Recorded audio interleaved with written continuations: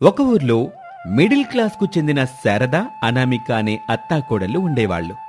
వీళ్ళిద్దరూ శ్రీరాముడి భక్తులు. ఇంట్లోని పూజ గదిలో కూర్చుని భక్తితో జై శ్రీరామ్ అంటూ రామకోటి బుక్కులో రాస్తూ ఉంటారు. అప్పుడే లోపలికొచ్చిన ప్రసాదు పూజగదిలో ఉన్న అత్తాకోడలిద్దరినీ చూస్తాడు. ఆ అత్తాకోడలిద్దరూ ఆ రాముడి భక్తిలో ఉన్నారు. ఇదే నాకు మంచి అవకాశం, బీరువాలో పెట్టిన డబ్బుల్ని ఈజీగా తీసుకోవచ్చు అని చెప్పి బెడ్రూంలోకి వస్తాడు. అక్కడ కొడుకు రమేష్ బీరువా తెరిచి డబ్బుల కోసం చూస్తూ ఉంటాడు. అతనికి బీరువాలో ఎలాంటి డబ్బులు దొరకవు. నిరాశ ముఖం పెడతాడు. కొడుకు దగ్గరికొస్తాడు ప్రసాదు. బాబు రమేషు, ఏమైనా డబ్బులు దొరికాయా? లేదన్నా, ఈ అత్తాకోడలిద్దరూ చాలా తెలివిగా ప్రవర్తిస్తున్నారు. మనం ఏ పని చేయకుండా ఇంట్లో ఉన్న డబ్బుల్ని తీసుకెళ్లి ఖర్చు చేస్తున్నామని ఈ అత్తాకోడలిద్దరు అనుకుంటున్నారు.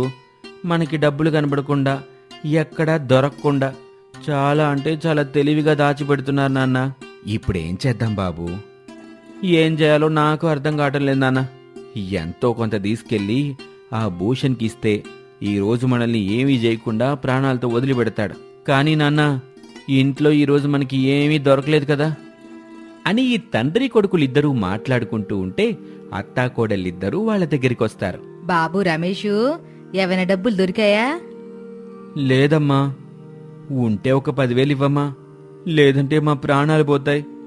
ఎందుకండి ఎప్పుడు చూడండి ప్రాణాలు పోతాయని అబద్ధం చెప్పి డబ్బులు తీసుకుంటారు? నేను అత్తయ్య ఎంత కష్టపడుతూ ఒక్కొక్క రూపాయి సంపాదిస్తున్నామో మీకు అర్థం కావడం లేదు.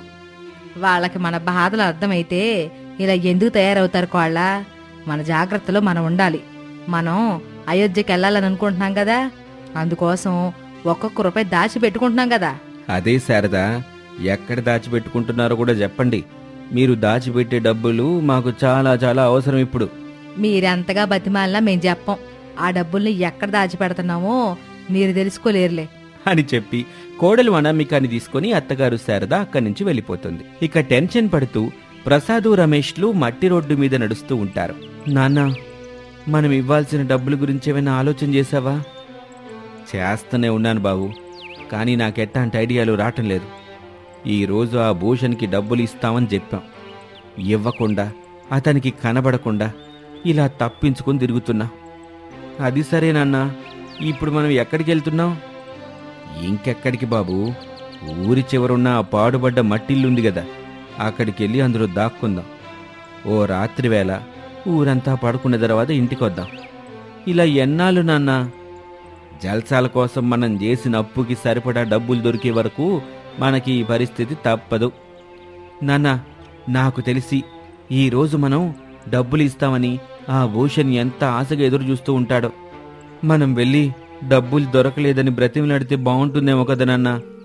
మన మీద కొంచెమైనా కోపం తగ్గుతుంది కదా. లేదు బాబు, ఇంకా పెరుగుతుంది. మీరు చెప్పింది నేను వింటున్నాను కదా అని వాయిదా మీద వాయిదా వేసుకుంటూ వెళ్తున్నారు గాని చెప్పిన టైంకి డబ్బులు ఇవ్వటం లేదని మరింత కోపం తెచ్చుకుంటాడు, మన మీద రెచ్చిపోతాడు, మనల్ని చావగొట్టినా కొడతాడు అని చెప్తూ ఉండగానే వాళ్లకి ఎదురుగా గోవింద్ వస్తాడు. అతన్ని చూసి ప్రసాదు, రమేషు ఇద్దరూ తడబడతారు. తండ్రి కొడుకులు కలిసి ఎక్కడికి పారిపోతున్నారు? భలే వారే మీరు, మేమెక్కడికి పారిపోవటం లేదు.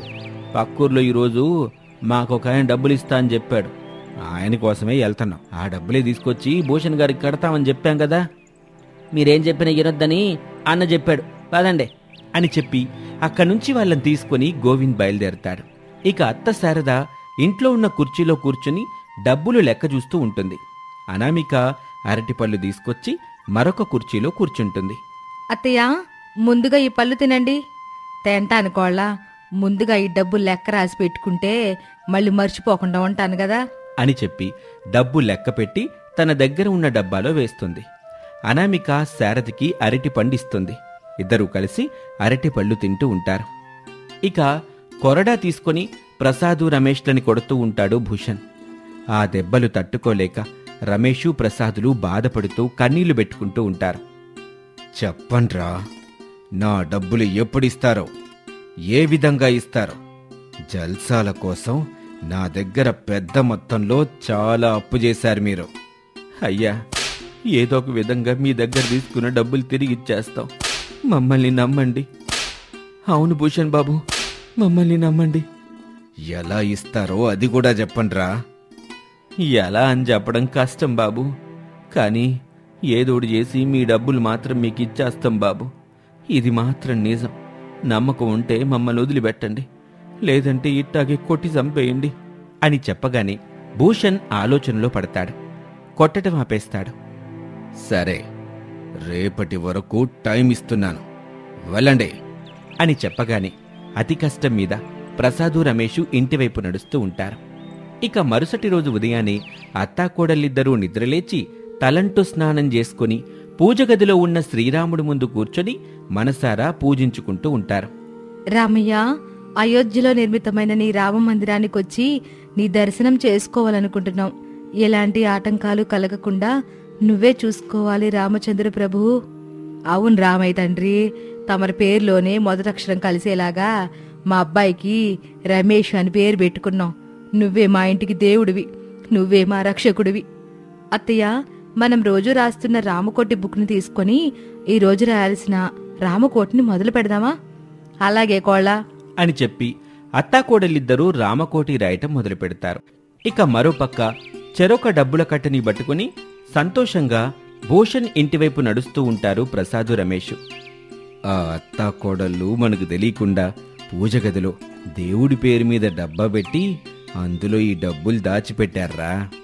ఇప్పుడు ఈ డబ్బాలో ఈ డబ్బులు లేవని తెలిస్తే ఆ అత్తాకోడల పరిస్థితి ఏంటి నాన్న? వచ్చిన కోపం తగ్గిపోయే వరకు మనల్ని తిట్టుకుంటూ ఉంటారు. మన కోసం వాళ్ళని వీళ్ళని అడుగుతారు. మన గురించి మనకే సరిగ్గా తెలీదు, ఇంకా వేరే వాళ్ళు ఎట్టా చెప్తారు బాబు? ఎవ్వరూ చెప్పలేరు. ఈ డబ్బులు మొత్తం కట్టేస్తే ఆ భూషణ్ దగ్గర చేసిన అప్పు మొత్తం తీరిపోతుంది నాన్న. అవును బాబు, మొత్తం తీరిపోతుంది. ఇక మీదట మనం చాలా జాగ్రత్తగా ఉండాలి అని ఈ తండ్రి కొడుకులిద్దరూ మాట్లాడుకుంటూ ఉంటారు. ఇక పూజగదిలో డబ్బులుండాల్సిన డబ్బా ఖాళీగా ఉండటంతో అత్తాకోడళ్ళు శారదానామిక షాక్ అవుతారు. వాళ్లకు తెలియకుండానే లోపల బాధ మొదలవుతుంది. కన్నీళ్ళొస్తూ ఉంటాయి. ఇది ఖచ్చితంగా తండ్రి కొడుకులు చేసిన పనే కోళ్ళ. ఇప్పుడు మనం ఏం చేద్దాం అత్తయ్య? వాళ్ల కోసం మనం ఎక్కడని వెతుకుదాం? మనం రాముడి దర్శనం కోసం అయోధ్యకి పోవాలని కన్న కల ఎలా నిజమవుతుంది? అని అనామిక శారద ఇద్దరూ బాధపడుతూ ఉంటారు. ఇంతలోనే కమల అక్కడికొస్తుంది. శారద పిన్ని, శారద పిన్ని అని పిలవగానే శారద కన్నీళ్లు తుడుచుకుని బయటకొస్తుంది. శారద పిన్ని, మన ఊరు రామాలయంలో రాముడు అక్షంతలు ఎత్తన్నారు, ఎల్లండి అని చెప్పి కమల వెళ్ళిపోతుంది. శారద అనామిక ఇద్దరూ కలిసి రామాలయం గుడికి వెళ్తారు. అక్కడ పంతులిచ్చే అక్షింతలు తీసుకుంటారు. ఏమిటి తల్లి, రాములవారి అక్షింతలు తీసుకునేటప్పుడు అందరూ చాలా సంతోషంగా ఉంటారు. మీ అత్తాకోడలేమిటి ఇంత బాధగా ఉన్నారు అని పంతులుగారు అడగగానే శారద ఏడుస్తూ తన మనసులోని బాధని మొత్తాన్ని అయోధ్య రాముడి దర్శనం చేసుకోవాలనే కోరిక గురించి చెప్తుంది. ఇందులో మీరు అంతగా బాధపడాల్సిన అవసరం ఏమీ లేదు తల్లి. అయోధ్య వెళ్ళి రాముడి దర్శనం చేసుకోవాలని దాచిపెట్టుకున్న డబ్బుల్ని మా ఆయన కొడుకు కలిసి దొంగతనంగా ఎత్తుకెళ్ళిపోయారు. ఇప్పుడు మేము అయోధ్యకి ఎలా వెళ్ళగలం పంతులు గారు? శారదమ్మగారు, రేపు మీరందరూ కలిసి ఇక్కడికి రండి. ఇక్కడి నుంచి రామదండు సొసైటీ వాళ్ళు ఉచిత బస్సుని అయోధ్య వరకు ఏర్పాటు చేశారు. మీరందులో వెళ్లేలాగా నేను వాళ్లతో స్వయంగా మాట్లాడతాను. అలాగైనా మీ కోరిక తీరుతుంది. మీకు ఆ అయోధ్య రామయ్యను దర్శనం చేసుకున్న భాగ్యమూ కలుగుతుంది అని చెప్పగానే అత్తాకోడలిద్దరూ చాలా సంతోషపడతారు. ఇంటికొస్తారు. ఇంట్లో ఏమీ మాట్లాడకుండా ప్రసాదు రమేషు నిలబడి ఉంటారు. మీరు చేసిన దానికి మాకు కోపం రావడం లేదండి. మీరు చేసిన తప్పుడు పని వల్ల మాకు మంచి జరిగింది. మనం రేపు అయోధ్య రామయ్య దర్శనం కోసం వెళ్ళాలి. సిద్ధంగా ఉండండి. మమ్మల్ని మన్నించు శారదా. ఇక మీదట బుద్ధిగా ఉంటావు. అప్పు చేస్తే ఎన్ని తిప్పలొస్తాయో నేను కొడుకు అనుభవించావు. ఇక మీదట ఎప్పటికీ నేను కొడుకు అలాంటి తప్పుల్ని చెయ్యం శారదా. అవునా నమిక, నువ్వు కూడా నన్ను మన్నించాలి. అయోధ్య రామయ్య దర్శనమయ్యాక బుద్ధిగా ఎక్కడైనా పని చూసుకొని ఆ పని చేస్తూ ఉంటాను. ఇక మీదట మిమ్మల్ని ఎప్పుడూ బాధ పెట్టాం అని చెప్పగానే శారద అనామికాలు ఆ తండ్రి కొడుకులిద్దరినీ మన్నిస్తారు. మరుసటి రోజున అందరూ కలిసి గుడి దగ్గరికి వస్తారు. ఇక రామదండు సొసైటీ వాళ్ళు ఏర్పాటు చేసిన బస్సు వస్తుంది. అత్తాకోడళ్ళు తండ్రి కొడుకులు ఆ బస్సులో ఎక్కి కూర్చుంటారు. రాత్రి పగలు బస్సు ప్రయాణం చేసిన తర్వాత ఆ బస్సు సరాసరి అయోధ్య చేరుకుంటుంది. అక్కడ ఈ కుటుంబం అంతా శ్రీరాముల వారి దర్శనం చేసుకుంటారు. శ్రీరాముల వారి దర్శనం చేసుకున్న ఆనందంతో తిరిగి తమ ఊరికొచ్చి ఎలాంటి కష్టాలు లేకుండా ఆనందంగా జీవిస్తూ ఉంటారు. జై శ్రీరామ్. సాయంత్రం 5 అవుతూ ఉండగా ఫుట్పాత్ మీద చాలామంది పేదవాళ్ళు, చిన్నపిల్లలు ఎలాంటి అల్లరి చేయకుండా లైన్లో నిలబడి ఉంటారు. అప్పుడే బైక్ మీద ఎస్ఐ అరవింద్, కానిస్టేబుల్ కృష్ణ అటుగా వెళ్తూ ఉంటారు. ఫుట్పాత్ మీద లైన్ కనబడుతుంది. దాంతో ఎస్ఐ అరవింద్ బైక్ని ఆపేసి నిలబడిన వాళ్ళని చూస్తూ, ఏమయ్యా కృష్ణ, ఈ లైన్ ఏంటి? అక్కడ ఎవరు ఏదీ పంచడం లేదు. పోనీ తీసుకొచ్చి పంచుతారని అనుకోవడానికి కూడా ఎలాంటి ఏర్పాట్లు జరగటం లేదు. ఎందుకయ్యా ఈ లైను? సార్, ఇక్కడ అనామిక అనే పేరుగల ఒక దయగల కోడలు పానీపూరి అమ్ముతూ ఉంటుంది. తినే వాళ్లకు తినేంత పెడుతుంది. వాళ్ళిచ్చిన డబ్బులు తీసుకుంటుంది. డబ్బులు లేవని చెప్తే సరే అంటుంది సార్. వీళ్ళంతా తన కోసం ఎదురు చూస్తూ లైన్లో నిలబడి ఉన్నారు. ఈ రోజుల్లో కూడా ఇలాంటి వాళ్ళు ఉన్నారంటే గ్రేట్ కృష్ణ. మనము తనని మెచ్చుకోవాలి. తన పానీపూరి ఎలా ఉంటుందో మనం కూడా తినాలి. ఏమంటావు కృష్ణ? ఎస్ అంటాను సార్ అని చెప్పి రోడ్డు పక్కన బైక్ పెట్టి ఎస్ఐ అరవింద్, కానిస్టేబుల్ కృష్ణ పానీపూరి పెట్టే దయగల కోడలు అనామిక కోసం చూస్తూ ఉంటారు. కొంత సమయం తర్వాత అనామిక పానీపూరి బండిని తోలుకుంటూ అక్కడికి వస్తుంది. అందరూ సంతోషంగా అనామికాని చూసి దండాలు పెడుతూ ఉంటారు. అందరికీ నమస్తే. అందరూ బాగున్నారు కదా? ముందుగా నన్ను అందరూ ఆలస్యం చేసినందుకు మన్నించాలి. మీరు భలేవారమ్మా. దయగల మనసున్న మీరు మమ్మల్ని మన్నించమని అడగడం ఏమిటి? అలాంటి మాటలు మాట్లాడకండి. అవునమ్మగారు, మీరు చాలా గొప్పారు. మంచి మనసున్నాళ్ళు. మాలాంటి పేదవాళ్ళ మీద ఎంతో దయతో ఉన్నారు. అది చాలు. సరే, మరొక 10 నిమిషాలు వెయిట్ చేయండి. అందరికీ వేడి వేడి పానీపూరితో పాటు కట్లెస్ కూడా చేసి పెడతాను అని చెప్పగానే అందరూ సంతోషపడతారు. అనామిక అందరి కోసం పానీపూరి, కట్లెస్ రెడీ చేస్తూ ఉంటుంది. ఇంటి దగ్గర బెడ్రూమ్లో అరగంట నుంచి అత్తగారు శారద బెల్ట్ తీసుకుని తనను తాను గట్టిగా కొట్టుకుంటూ ఉంటుంది. బెడ్ మీద కూర్చున్న భర్త ప్రసాద్ సినిమా చూస్తున్నట్టు చూస్తూ ఉంటాడు. దాంతో శారదకి మరింత కోపం వస్తుంది. ఒక్క బెల్ట్ దెబ్బ ప్రసాద్కి కూడా తగిలిస్తుంది. ఆ మంటకు ప్రసాద్కి కోపం వస్తుంది. వెంటనే కోపంగా, ఏయ్ శారదా, నీకు పట్టిన పిచ్చి బోడా కట్ట కొట్టుకుంటున్నావు. నాకెట్టాంటి పిచ్చి లేదు. మరి నన్నెందుకు కొడుతున్నావు? కోడల దగ్గరికెళ్ళి నేను చెప్పినట్టు అడగండి. నేను అడగను శారదా. అయినా కోడలు ఇప్పుడు ఫుల్ బిజీగా ఉంటుంది. చూస్తుంది తప్ప మాట్లాడదు. అలాంటి మాటలు నాకు చెప్పొద్దండి. రోజు రోజుకి పానీపూరి అమ్మి కోడలు అనామిక చిల్లర డబ్బులు తీసుకొస్తుంది కదా. వెళ్ళండి, మంచిదే కదా. మంచిదే కదా శారదా. పనిలే, నీకు ఆ చిల్లర కౌంట్ చేసే పని ఉంటుంది. అయ్యో, నా బాధ ఎలా చెప్తే మీకు అర్థమవుతుందో నాకు అర్థం కావడం లేదు. పానీపూరి కోసం కోడలు పెడుతున్న పెట్టుబడి ఎక్కువ, కష్టపడి తీసుకొస్తున్న రాబడేమో తక్కువగా ఉంది. అవునా? అయ్యో పాపం. కోడలి పానీపూరి వ్యాపారం సరిగ్గా సాగుతున్నట్టు లేదనుకుంటాను. అందుకే చిల్లర డబ్బులు తీసుకొస్తున్నట్టుంది. మీరు చెప్పినట్టుగా బిజినెస్ అవడం లేదంటే పానీపూరి, కట్లీసు, మిర్చి వాటర్ ఇవన్నీ మిగలాలి కదా. వెళ్ళేటప్పుడు నిండుగా తీసుకెళ్తుంది. ఇంటికి తిరిగి వచ్చేటప్పుడు మాత్రం అన్ని ఖాళీగా తీసుకొస్తుంది. డబ్బులని అడిగితే చిల్లర డబ్బులు తీసుకొచ్చి నా చేతిలో పెడుతుంది. అసలు ఏం జరుగుతుందో నాకు అర్థం కావట్లేదు. ఇంతకీ నీ ఉద్దేశం ఏంటి శారదా? పానీపూరి కోడలో మనకి డబ్బులు ఇవ్వకుండా దాచిపెట్టుకుంటుందని నా అనుమానమండి. అలా ఏమీ అయ్యుండదులే శారదా. అదే అయ్యి ఉంటుంది. ఓ పని చేద్దాం. బజారుకి వెళ్తున్నట్టుగా వెళ్ళి కోడల పానీపూరి దగ్గరికి వెళ్దాం. అప్పుడు మనకి కోడల పానీపూరి బిజినెస్ ఎలా నడుస్తుందో మనకు తెలుస్తుందిగా. అసలు వాస్తవాలేంటో ఈ దెబ్బతో తేలిపోతాయి. ఏమంటారు? సరే పద. నీ సరదా నేనెందుకు కాదంటాను అని శారదా ప్రసాదులు మాట్లాడుకొని ఇంటి నుంచి బయలుదేరతారు. అనామిక పానీపూరిని లైన్లో వస్తున్న వాళ్ళకి పెడుతూ వాళ్ళిస్తున్న చిల్లర డబ్బుల్ని తీసుకుంటుంది. కానిస్టేబుల్ కృష్ణ లైన్లో రాకుండా నేరుగా అనామిక దగ్గరికి వస్తుంటే లైన్లో ఉన్న వాళ్ళు అడ్డుపడతారు. అల్లరి చేయకండి. వాళ్ళు మన రక్షక భటులు, పోలీసులు. మనం బాగుండాలని వాళ్ళు తినడం కూడా మర్చిపోయి డ్యూటీ చేస్తూ ఉంటారు. వాళ్ళకి మన దగ్గర పానీపూరి తినే టైం దొరికినట్టుగుంది, తినేసి వెళ్ళిపోతారు అని చెప్పగానే అందరూ ఏమీ మాట్లాడకుండా మౌనంగా ఉంటారు. ఎస్ఐ అరవింద్కి అనామిక మీద మరింత అభిమానం పెరుగుతుంది. అనామిక కానిస్టేబుల్ కృష్ణకి పానీపూరి పెట్టిస్తుంది. అతను డబ్బులిచ్చి పానీపూరిని తీసుకొని ఎస్ఐ అరవింద్ దగ్గరికి వస్తాడు. ఇద్దరూ పానీపూరి తినేసి అనామికకి ఒక హాయ్ చెప్పి వెళ్ళిపోతారు. శారదా ప్రసాదులు అనామిక పానీపూరి బండి దగ్గరికి వస్తారు. అనామిక వాళ్ళని చూసి స్టూల్స్ వేస్తుంది. ఇద్దరూ కూర్చుంటారు. అనామిక తన పానీపూరి పని తాను చేసుకుంటూ ఉంటుంది. శారద తన దగ్గరకొస్తున్న వాళ్ళని చూస్తుంది. పానీపూరి తీసుకుని చిల్లర ఇచ్చిపోవటం శారదకి నచ్చేది కాదు. పైగా కోపం వస్తుంది. అందరినీ చూస్తూ ఇలా అంటుంది, ఒక్కొక్కరు అంతంత పానీపూరీలు కట్లీస్ తింటున్నారు, మీ దగ్గరున్న చిల్లరెత్తున్నారు. కొంచెమైనా ఆలోచించాలిగా, తనకి ఫ్యామిలీ ఉంటుంది, వాళ్ళు కూడా బతకాలని కొంచెమైనా మీరు తెలుసుకోవాలి కదా. ఇలా చూడు పెద్దవ్వా, ఈ దయగల తల్లి గొప్ప మనసున్న ఉత్తమరాలు. ఈ తల్లికి అంతా శుభమే జరుగుతుంది.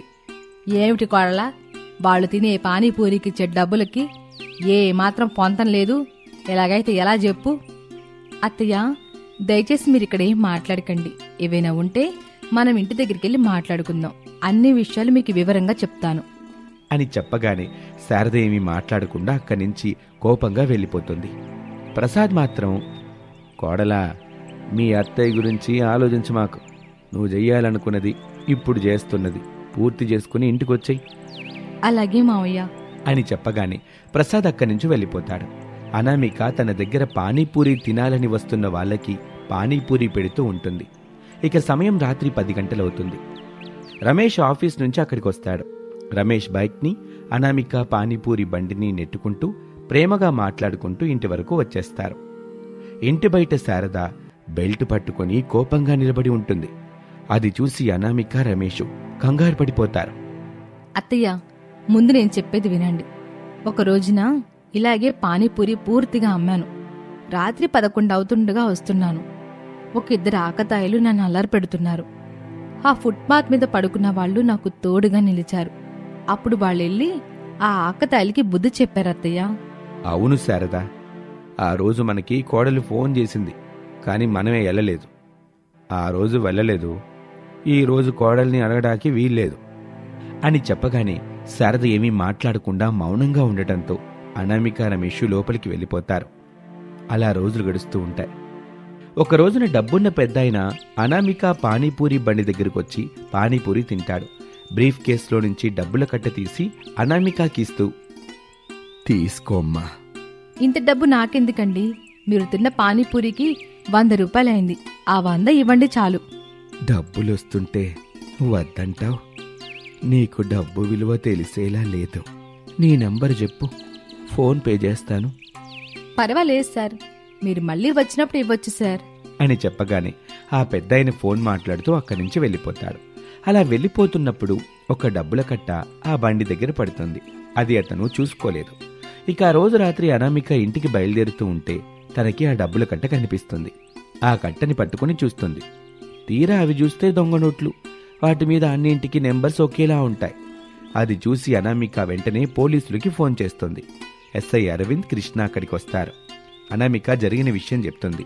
అప్పుడు ఎస్ఐ అరవింద్ ఒక ఫోటోని చూపిస్తాడు. అవును సార్, ఇతనే.